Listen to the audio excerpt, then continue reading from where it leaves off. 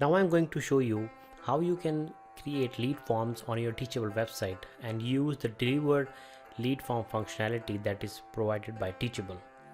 In order to use Teachable's delivered lead form feature, you need to have the page which is on version 2.0. How to find that? Just go to one of your pages, the course pages, and if you see the editor version is 1.0, it means that is the old version. You cannot use delivered lead form functionality.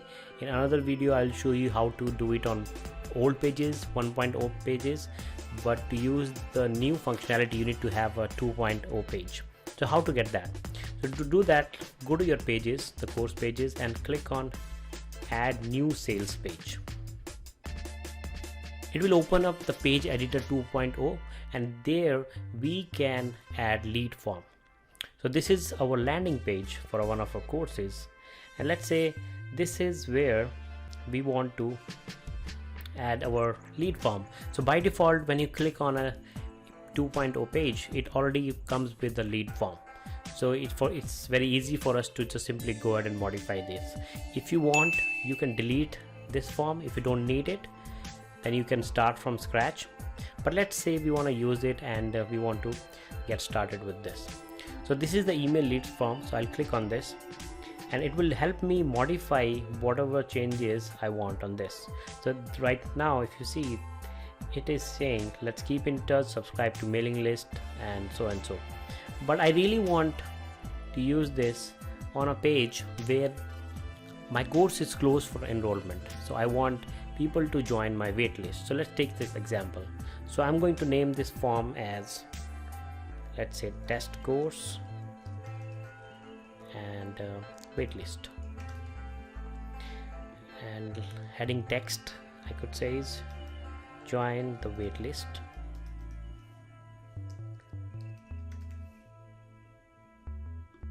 Okay, and then text, description text is, as you can see, I'm making the changes on the left side and all changes are appearing in the lead form. Be the first to get notified when the course reopens. Okay, so I'm making it clear that what they're signing up for. You can also change the button text. Right now it is subscribe. I want to change it to join waitlist. Okay, so this will be the text. Right now you can capture the email address. So disclaimer text, we respect your privacy, is fine. Thank you text is the text that they will see after they enter their email address and join the, click on this join waitlist. So I'm going to say you are in, or you have joined the waitlist. Just click on confirmation email we sent you. Okay, so I'm just making it clear that they need to click on the confirmation email, and you can also add a checkbox for this consent. It's good. If you remove this, it won't be there, but it's really recommended that you use this. And the checkbox message is, by clicking this checkbox you consent to receiving emails from the school or course. So you can say from this school, you can put your school name here. Let's say whatever school name is, my school. Okay, so you can change that, and the text is changed here. So we were able to make changes to the text. So this is how it looks like, but maybe you want to make some more changes to it. So now let's go to design. Now in the design, you can change the background color, you can change the text color, you can change the padding and top padding and bottom padding. So let's try to make a little bit changes so that you can see how it looks like. So the background color is by default white now, and this is the text color. So let's try to change the background color. What I'm gonna do is I'm gonna try to get a color. I'm showing you, if you already have a brand color, you can use those brand colors. Okay, and so this is, I'm gonna try with this F5D532. Okay, so you can see I change the color, and now I'm changing the headline color. So I was able to change the background color, and if you want to change the button color, you have to change it in your site-wide settings. You really cannot change it from your lead form because this is a universal site-wide setting. So this is how it looks like. If you want to change the heading color, maybe I'm just showing you for experimentation, you know. So it got changed, so you can change it.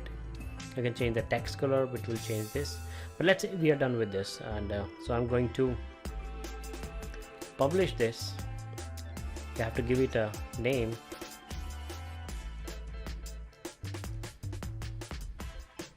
Let's say sales page 2.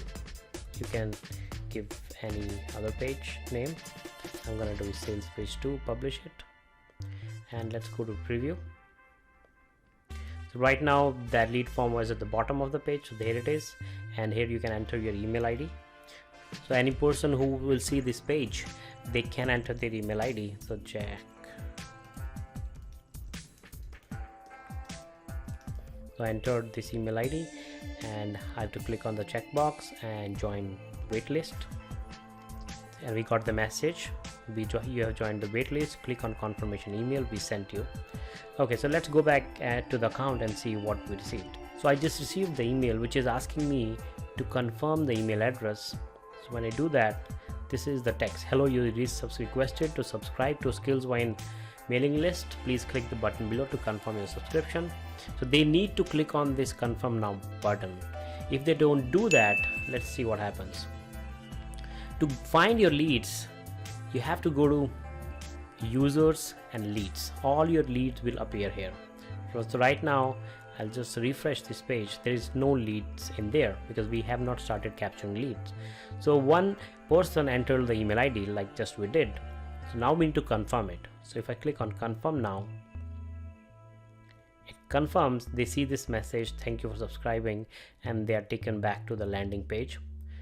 So that is confirmed. Now let's go back to your leads and see what happens here. So I'm going to refresh this, and now you can see the person is now showing up as a lead. Email ID and source, initial consent, and the date it was created.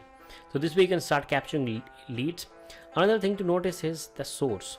If you're using these lead forms on multiple pages, it's better to give each of them unique name, so that later on when you're reviewing your data, you would know which lead form brought in more leads. So it's good in terms of you can analyze which lead forms are working or which landing pages are working for lead forms.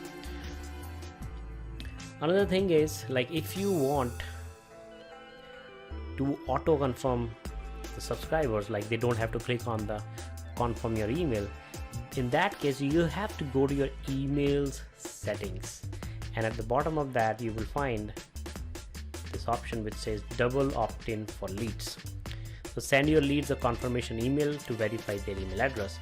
If you disable this, like uncheck it, then they don't need to click on the confirm email. They will automatically be added to your list as a lead. But I would recommend you use this. So you can use that, but it's up to you. So this way you can very easily start gathering leads on your Teachable landing pages and course. Going back to the page one more time. So if you want to move this at the top, you can simply drag it and move it on the top, and then wherever you want this will show up, because if you're using for waitlist, it's better to show it at the top. But you can use this lead form feature for several things, for your course waitlist, to give them some coupons, or you can also give it as an option for them to join your newsletter, or you can also deliver a lead magnet.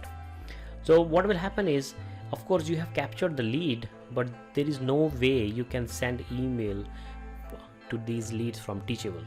So what will happen is, you need to go to your leads, and if you try to use the delivered email functionality by Teachable, you won't be able to send to these leads. And also these leads won't show as students. If they want to ever buy a course from you, they have to create a new account as a student.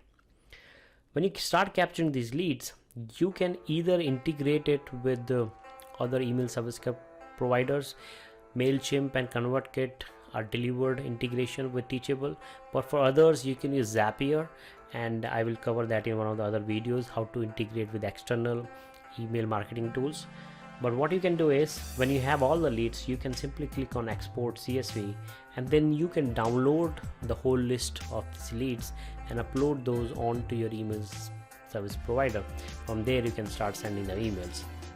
So there is still some manual effort there if you are not using one of the integrations, but I highly recommend that you use that. If you have MailChimp or ConvertKit, it's very easy. If you're using any other email marketing tool, Zapier is also a very good option to start doing that. So that is all I wanted to show you in this video. I hope you liked it, and go ahead and create a new lead form and let me know if you have any doubts or any questions. Thank you.